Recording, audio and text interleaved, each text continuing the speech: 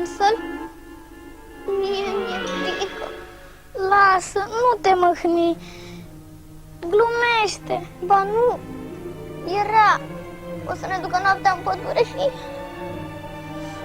Lasă, nu te mâhni. Să știi că o să găsești un mijloc de scăpare pe aici.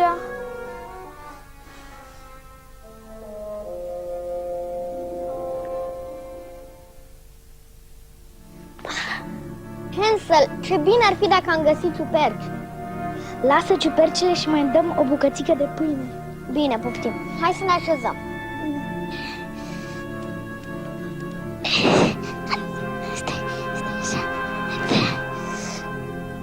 Hansel, ai lăsat fărmituri tot drumul. Paza bună trece primejdia rea. Ai, nu-ți fie frică. N-auzi, uite, cred că e tata. Dai lemne, e pe undeva prin apropiere. Și tu n-auzi toporul cum bate, auzi? Buf, buf. Dacă e o creangă acolo pe care o bate vântul, uite așa, uite. Hansel, tu vrei să mă sperii?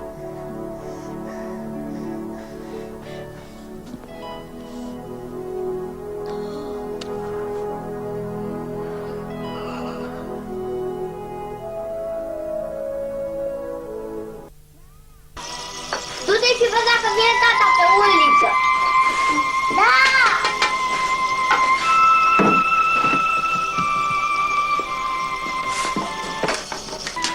Nu l-am văzut pe tata. Bine, atunci treci și continuă treaba. Tatăl Da, mai bine du-te și tu să vezi dacă vine tata.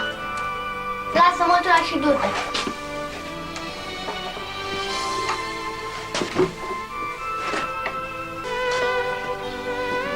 Vine? Nu vine. Atunci treci și tu la treabă. Lasă, mai bine mă duc eu să-l caut.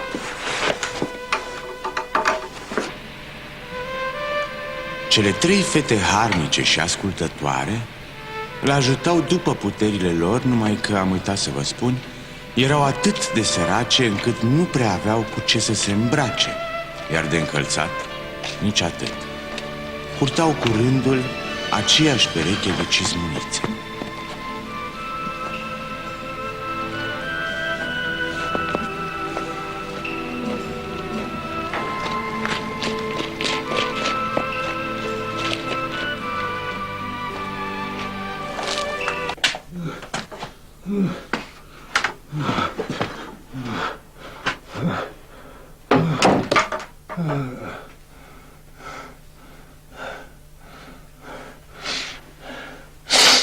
Vezi că am lăsat niște vreascuri afară.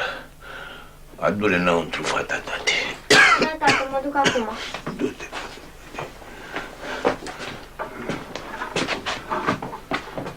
Așa. Auzi tu aia mijlocie. Ia tu cizmele astea. Ia tu cizmele și du-te până în vale la bătrânică. Hai, pune-le în picioare.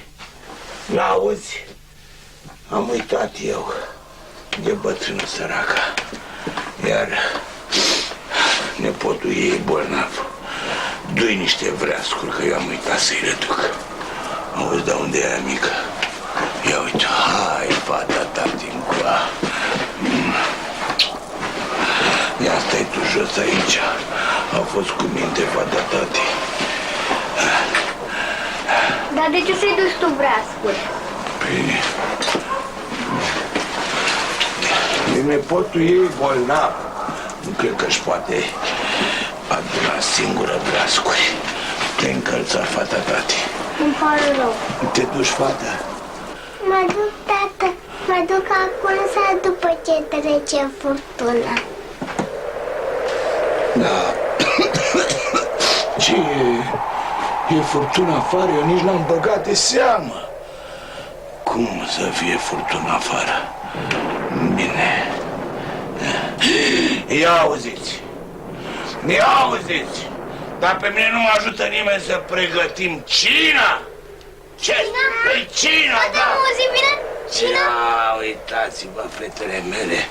O să avem o cină Pe cinste. Ia uite ce v-a adus tata, 4 cartofi. Hai să-i cop. Pune acolo, nu, stai puțin. Ia de cartoful ăsta. Auzi, fata tati? Ia tu cartoful ăsta și du-i-l bătrân.